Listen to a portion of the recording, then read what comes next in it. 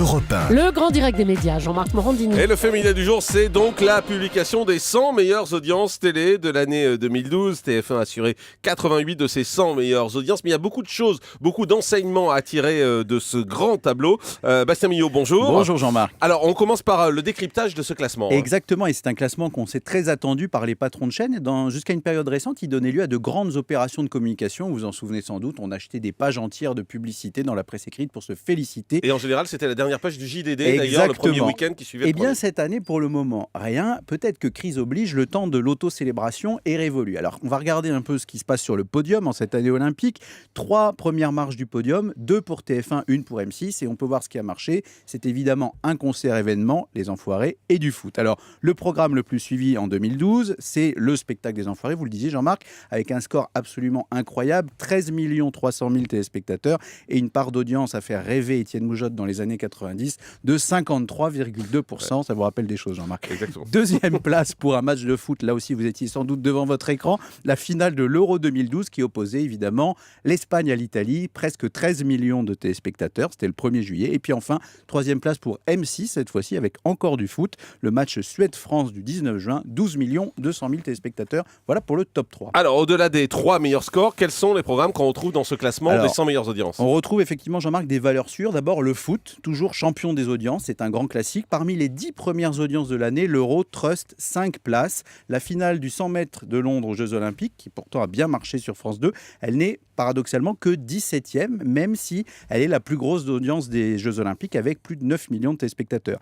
Deuxième élément important, et ça c'est aussi nouveau, c'est que la politique a cartonné cette année. 2012 était une année électorale, on s'en souvient. Eh bien, le 6 mai, quand Nicolas Sarkozy a fait sa déclaration de président candidat battu, il a attiré la plus grosse audience de l'année pour France 2.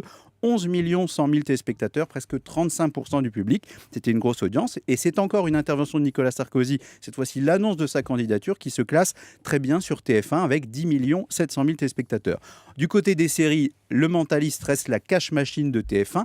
4 épisodes dans les 20 premières places du classement, c'est quand même pas rien. Et 20 places sur les 100 uniquement pour cette série. Jean-Marc, c'est quand même la valeur sûre de TF1. Énorme, ouais. Et évidemment, il va falloir penser à renouveler un peu le stock de séries pour trouver une performance aussi remarquable. TF1, c'est ce soir avec Unforgettable dont on parlera tout à l'heure. Exactement, vous en direz un mot dans quelques instants. Alors, à noter aussi que les programmes courts humoristiques fonctionnent très bien, et ceux de TF1 évidemment. Nos chers voisins, qui apparaît à plusieurs reprises dans le classement et qui se conforte jour après jour comme une valeur sûre. Et puis, nos amis Nicolas Canteloup et Nikos, avec Après le 20h, c'est Canteloup, qui trustent 20 des 100 places du classement. C'est quand même une performance à noter. Alors, que faut-il retenir d'autre de ce classement des 100 meilleures audiences de l'année passée ? Alors évidemment, on va dire que TF1 continue à truster 88 des 100 meilleures audiences. Vous le disiez d'emblée, avant c'était 99 en 2011. En 2007, la Une avait fait 100. Mais ça reste un joli score dans une année de sport, avec de grands matchs de football, les Jeux Olympiques, etc. Ça reste plutôt satisfaisant.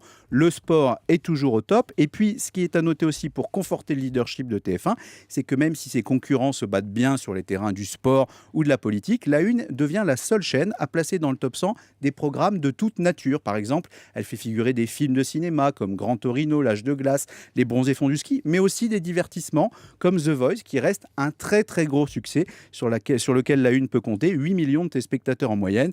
L'année 2013 s'annonce donc acharnée et la guerre des chaînes a de beaux jours devant elle. Bonne année à tous. Voilà, et c'est tant mieux pour nous que cette guerre fasse rage. Ça nous donc, donne un peu de raconterait matière. Exactement. Voilà. Merci beaucoup, Bastien Millot.